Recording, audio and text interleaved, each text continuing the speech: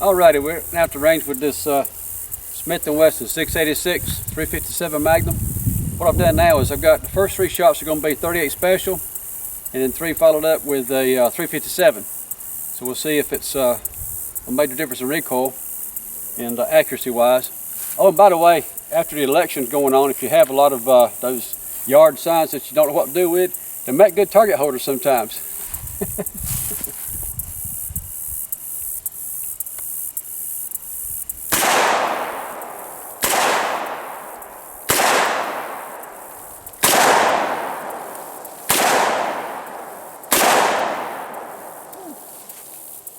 Yeah, 357 makes a big difference. Good gracious. Anyway, that's the sweet shooting gun though. Rubber grips helps a lot.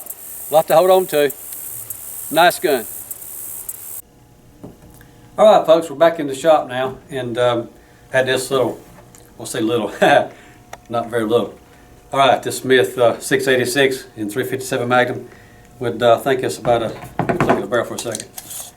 It's, yep, right at 6-inch barrel. Anyway, I enjoyed it at the range. We didn't shoot a whole lot with it. I was kind of in a rush that day, but we're going to take a minute and go through it a little bit cleaner, get it cleaned out a little bit better than what we had before. And because I literally just had this gun traded in and thought I would take it out and shoot it and give you my 2 cents on it before we move it on down the road. And with the Packmeyer grip, it does help a lot as far as holding on to it. But anyhow, you can't go wrong with a Smith revolver to start with, guys. I mean, every time I've seen one, there's very seldom been issues with them, and they're really easy to find parts for if you have something, if you want to modify it a little bit. There's all kinds of aftermarket stuff available for them. And now with this particular version, we have the option, like I showed you at the range, for using a 38 or a 357 Magnum cartridge in it.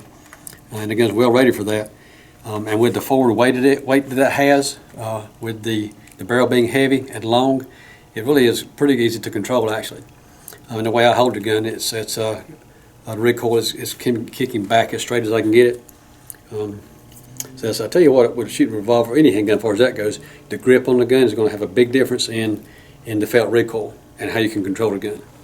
And we can do that, talk about that in a little more detail later on, but I know in the classes that we teach, with the concealed carry classes, we talk about that a lot and try to help people work their way through being able to control the gun better. But anyway, with this one, what I typically would do, we're going to open the cylinder and we would clean our cylinder out with a solvent patch through each cylinder, and also run the same solvent patch through the barrel and let that set for 10 minutes or so. And we're going to come back with a dry patch and clean all that crud out of it. If we have to, we can use a bristle brush, a brass brush, or even or just sometimes if you don't go real long without cleaning it, you may get away with a couple of solvent patches and a nylon brush for it, just to clean all the crud out of the barrel.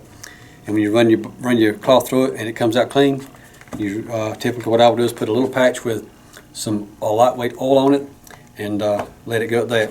All right. Anyway, if you want to go deeper than that, then what I would do, if we bring it to the shop, for example, I would take the grip off of it, and we're going to put the whole gun into an ultrasonic tank. I typically would probably take the side plate off of it and maybe take the internal parts out, put everything into an ultrasonic tank, and we'll clean the internal frame really good, and do the same thing with it. We'll put it back in the ultrasonic oil tank also, and be able to put oil back into places where you normally don't get to. Okay, but with that, let's and being all stainless steel, you don't have to worry about the thing getting rusty, you know, except maybe your sight up here, because you've got this as adjustable. That's your adjustable target sight on it.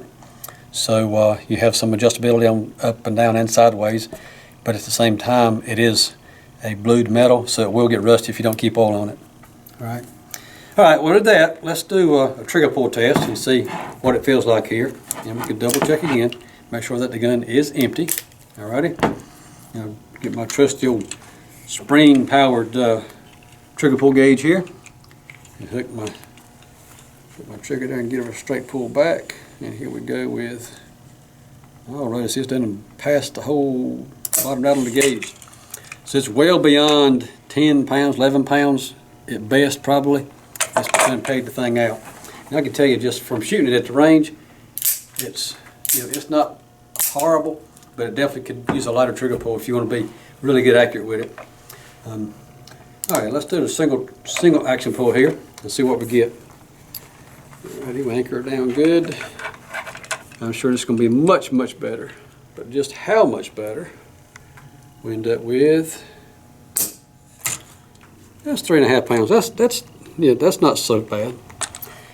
But typically, if you're going to do target shooting, you probably would shoot at single action, which means you're going to cock the gun every time and get a good solid aim and have a much lighter trigger squeeze that way. But if that's something that you wanted to do, they can be modified. We can put a little bit different springs in them, polish the internal parts, and make it much smoother than what it is now. But anyways, there you go. There's a look at the Smith 686. Really good gun. A lot of weight here to help control your recoil. And guys, this thing will last you a lifetime. Very well made. Anyway, thanks for watching Maverick Gun Works. And if I can help you out with something else, give us a call.